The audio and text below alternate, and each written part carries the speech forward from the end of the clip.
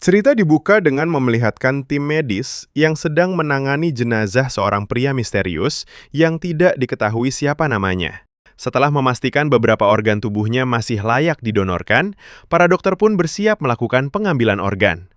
Akan tetapi, mereka sempat dibuat bingung ketika melihat sebuah tato aneh di pergelangan tangan orang tersebut.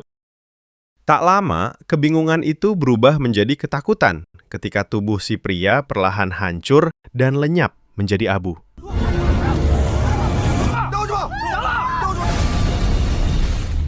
Beberapa waktu setelah kejadian tersebut, kita diperlihatkan seorang remaja bernama Wanso yang baru saja selesai menjalani operasi transplantasi jantung. Ajaibnya, saat kontrol pasca operasi, ia tidak mengalami efek samping apapun seperti pasien lain. 딱 잡았다.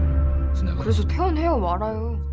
Selesai kontrol rutin, Hwansu berbicara dengan ayahnya, yaitu Jongmin. Dari percakapan itu, kita mengetahui bahwa kakek dari ibunya meninggal akibat penyakit jantung. Sementara Hwansu sendiri sudah lama berhenti sekolah karena sakit yang sama. Meski kini jantungnya sehat kembali, Jongmin tetap sangat melarang putrinya beraktivitas berat karena rasa traumanya kehilangan ibu serta istrinya akibat penyakit tersebut. Di percakapan itu, Jongmin melihat munculnya tanda menyerupai tato di pergelangan tangan Wanso.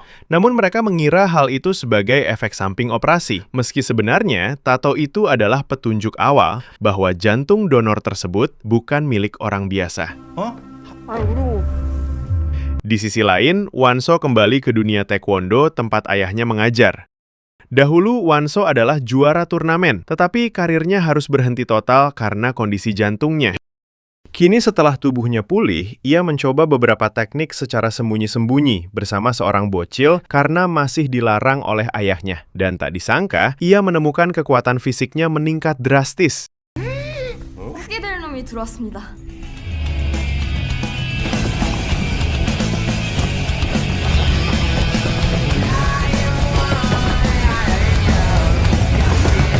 Ia mampu berlari jauh lebih cepat, melompat sangat tinggi, bahkan mampu menghentikan kendaraan yang hampir terguling karena ulahnya. Meski bingung, Wanso memilih merahasiakannya dari sang ayah.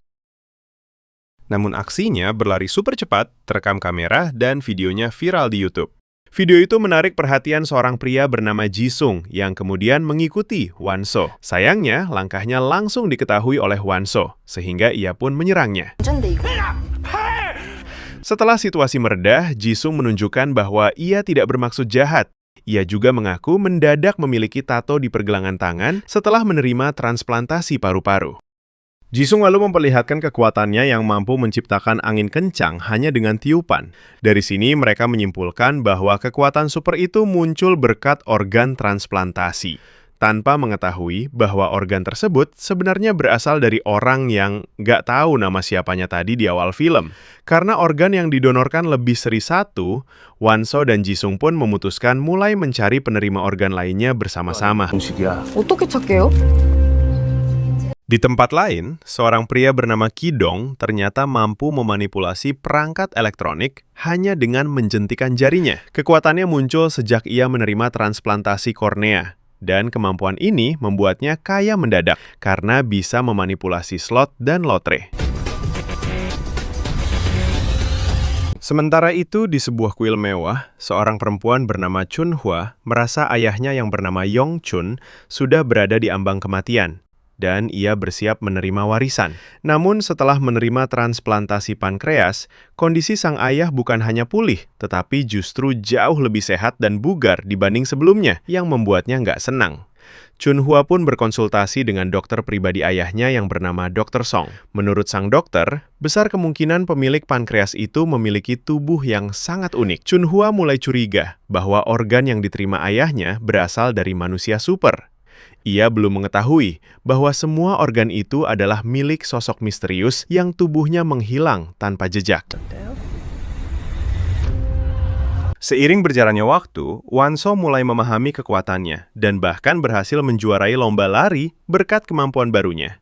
Suatu hari, saat ia dan Jisung berkumpul mendiskusikan tentang rencana menjadi pahlawan, tiba-tiba muncul seorang ibu-ibu penjual yogurt keliling bernama Sonyo.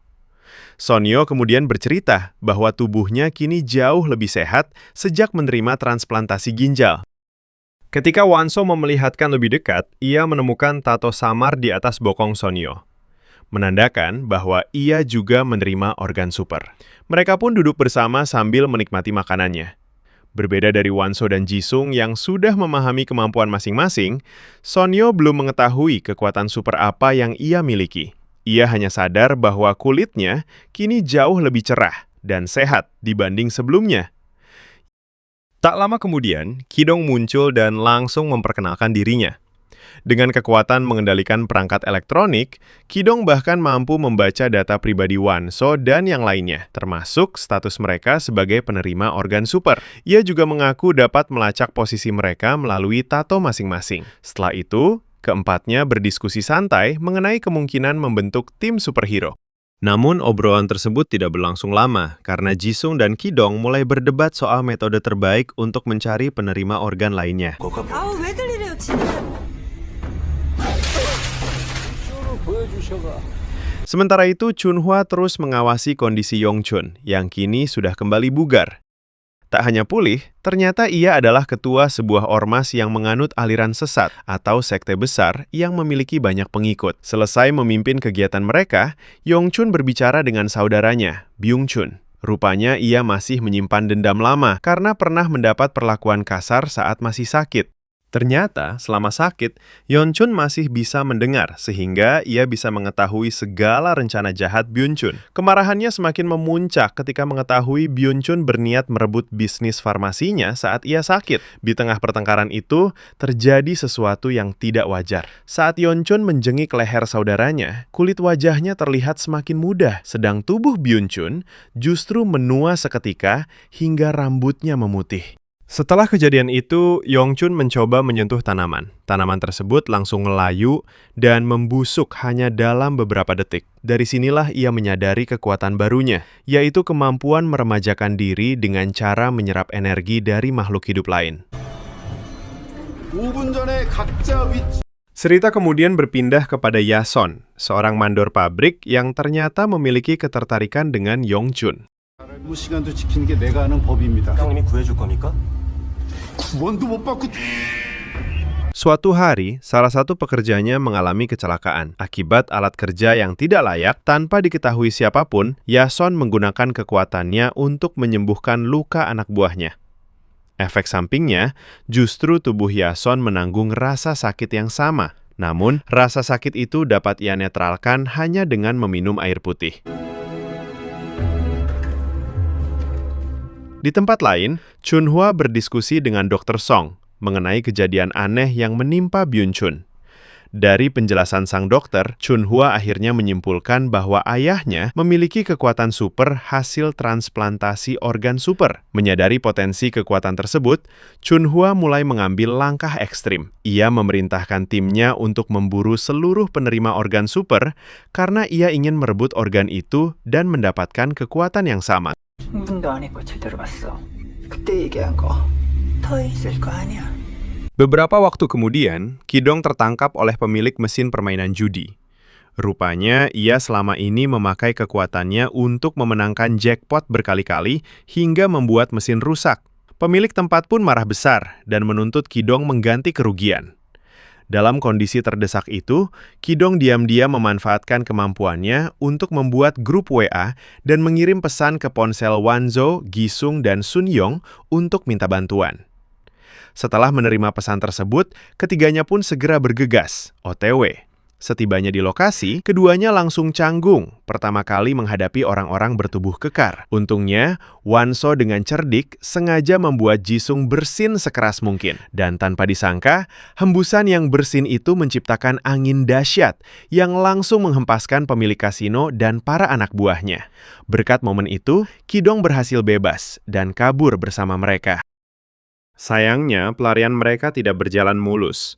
Mobil bos sang pemilik kasino mengejar. Sementara di waktunya yang sama, tim utusan Chunhwa juga memburu kelompok Wanzhou untuk menangkap para penerima organ super. Dalam kepanikan itu, Wanzhou memanfaatkan gerobak penjual yogurt milik Sonyo untuk meloloskan diri. Aksi kejar-kejaran pun tak dapat dihindarkan. Dengan kecepatan supernya, ia mendorong gerobak itu hingga mereka berhasil menjauh dari kejaran kedua belah pihak.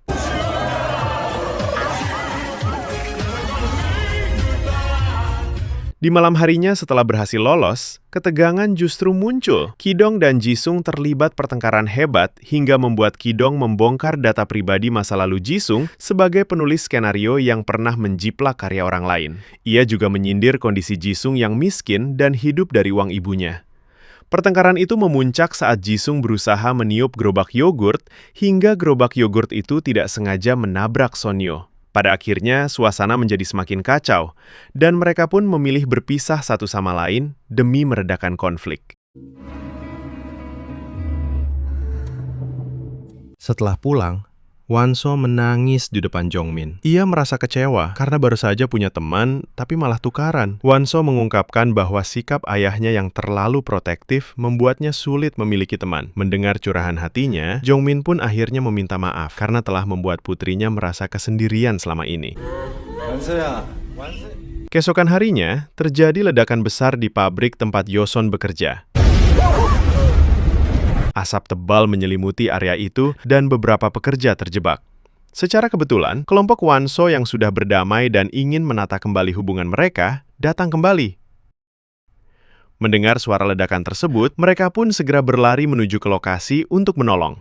Dengan kerjasama yang baik, Won-so dan Jisung berhasil mengevakuasi salah satu pekerja Yoson yang memiliki sesak napas akibat menghirup gas beracun. Setelah menyembuhkan bawahannya, Yoson sendiri mulai menanggung efek samping dari kekuatannya dan ikut mengalami sesak napas. Melihat situasi gawat itu, Ki-dong pun bergegas mencari air minum di dalam pabrik agar Yoson bisa pulih. Di tengah kebingungan itu, Sonyu tanpa sengaja memegang tubuh Yoson dan Jisung secara bersamaan.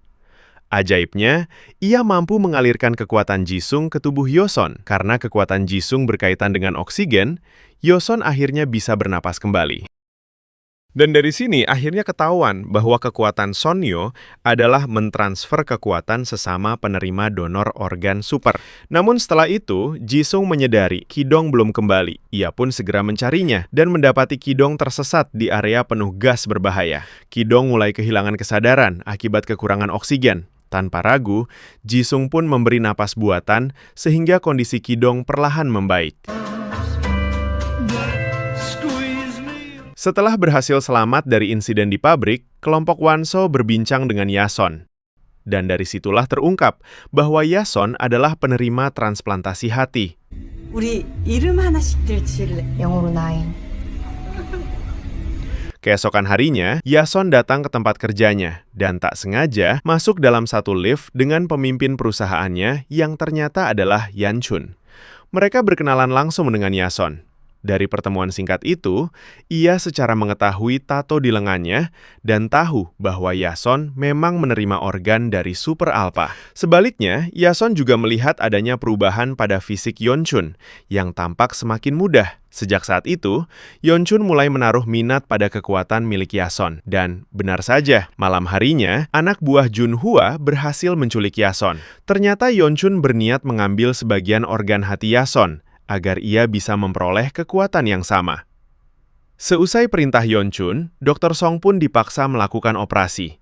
Meskipun bius tidak mempan pada Yason, operasi tetap dijalankan secara keji demi memindahkan sebagian hati itu ke tubuh Yeonchun. Keesokan harinya, tim utusan Chunhua mulai bergerak lebih agresif. Mereka berhasil menculik Jisung, Gi-dong, dan Sonyo. Namun ketika hendak menangkap Won-so yang sedang bersama Jong-min, mereka justru kewalahan. Saat Jong-min berupaya melindungi putrinya, Won-so diam-diam memakai kekuatannya. Jong-min yang tidak mengetahui hal itu mengira dirinya kuat dan berhasil menaklukkan para penyerang dengan kemampuan sendiri.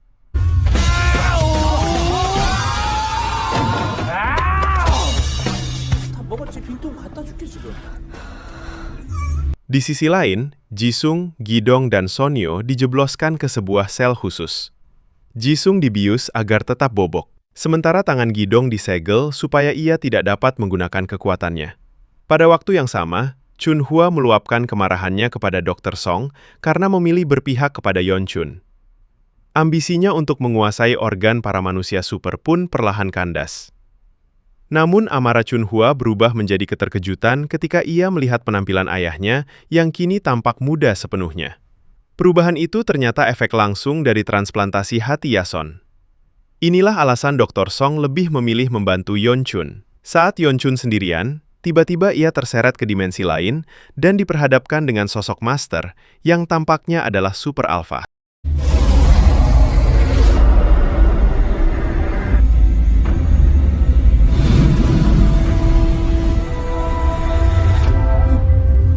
Setelah berhasil menahan serangan makhluk itu, ia kembali ke dunia nyata dalam kondisi baru. Dengan tubuh yang lebih mudah, ia mulai menyadari bahwa dirinya memiliki kekuatan tambahan.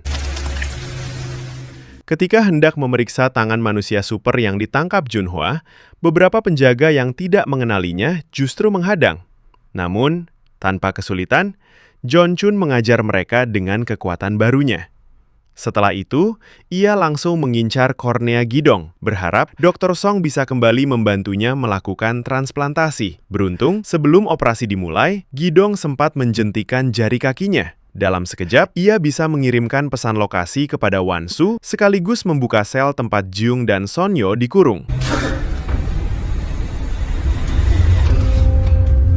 Singkat cerita, Yeonchun berhasil mentransplantasi salah satu kornea milik Gidong ke matanya. Sejak saat itu, ia dapat memanipulasi benda elektronik hanya dengan menjentikan jari.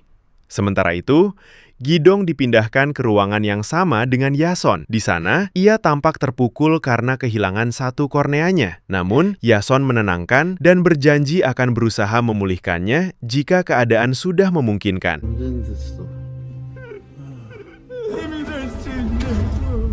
Tak lama kemudian, Wanso menerima pesan lokasi dari Gidong. Bersama Jongmin, ia pun langsung menuju fasilitas tempat teman-temannya ditahan. Pada saat bersamaan, Yeonchun menggelar acara besar untuk memperlihatkan tubuh mudanya kepada para pengikut sektenya.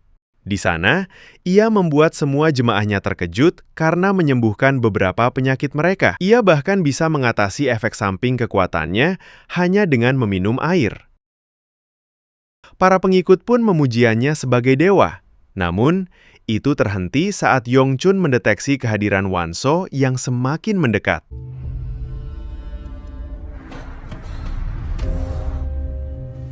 Begitu bertemu, Wanso langsung menyerang untuk melindungi Jongmin. Setiap luka yang diterima Yeonchun, ia pulihkan kembali hanya dengan minum air putih. Di titik ini, Wanso sudah menyadari ia berhadapan dengan gabungan kekuatan Yason dan Gidong, sehingga ia melarang Yeonchun menyentuh ayahnya karena tahu ia bisa menyedot energi kehidupan korbannya.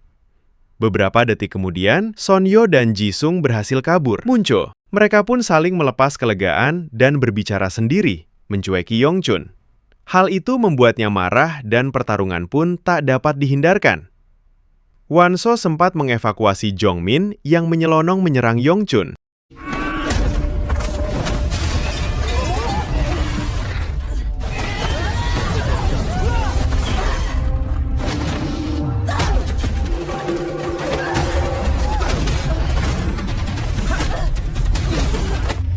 Sementara Jisung juga mencoba menahan Yeonchun.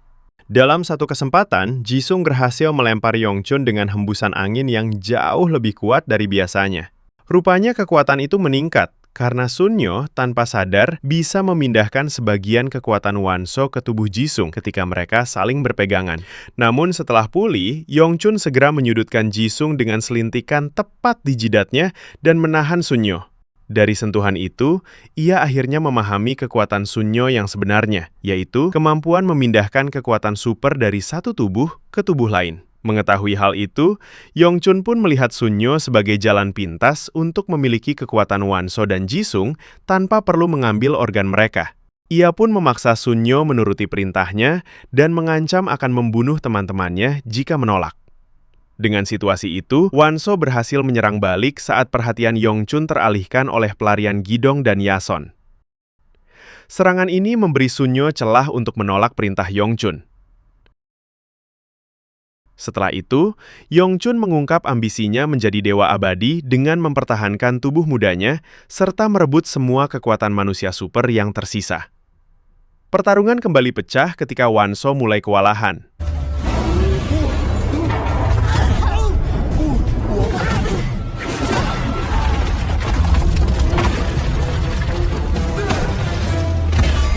Gidong kemudian menjatuhkan berbagai benda berat untuk menghambat pergerakan Yongchun. Meski cukup efektif, serangan itu juga merusak area sekitar dan memunculkan robot listrik yang membuat Gidong teringat kenangan kelam masa kecilnya. Dalam kekacauan itu, Yongchun tetap bangkit dan kembali menekan mereka.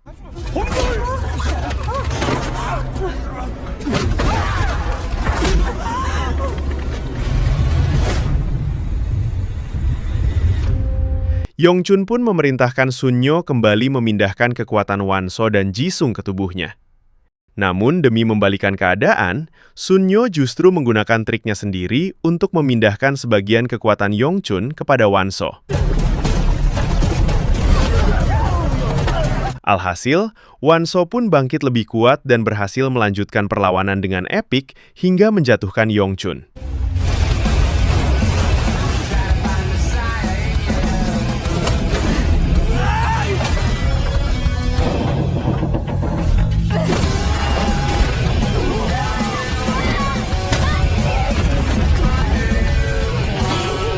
Setelah Yongchun di bawah, Gidong segera fokus pada gelombang listrik besar yang berisiko memicu kebakaran hebat. Sunyo lalu memindahkan kekuatan dari ketiga temannya ke tubuh Gidong agar ia cukup kuat untuk menetralkan energi tersebut.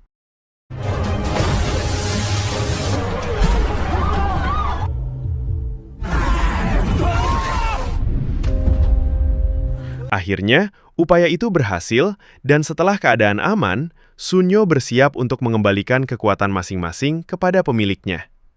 Di tengah proses itu, Yongchun tiba-tiba kembali bangkit dan mencoba mencuri kesempatan untuk merebut kekuatan mereka. Namun, Wanso sudah bersiap. Dengan memanfaatkan Jongmin sebagai pengalih perhatian, Wanso melancarkan serangan penentu hingga Yongchun benar-benar tumbang. Begitu kekuatan itu padam, tubuh Yongchun kembali menua seketika dan menjadi sangat lemah. Gidong pun mengirim Yongchun kembali ke panggung sektenya sebagai hukuman atas segala perbuatannya. Para pengikut yang semula memujanya, kini hanya bisa menyaksikan pemimpin mereka berdiri dalam rasa malu di tubuh tuanya. Setelah semua kembali tenang, kelompok Wanso duduk bersama dan berbincang santai. Dari percakapan itu, muncul ide untuk membentuk tim superhero pertama mereka. Mereka pun sepakat menamakan kelompok tersebut sebagai High Five dan film pun bersambung. 저 그거 알아요.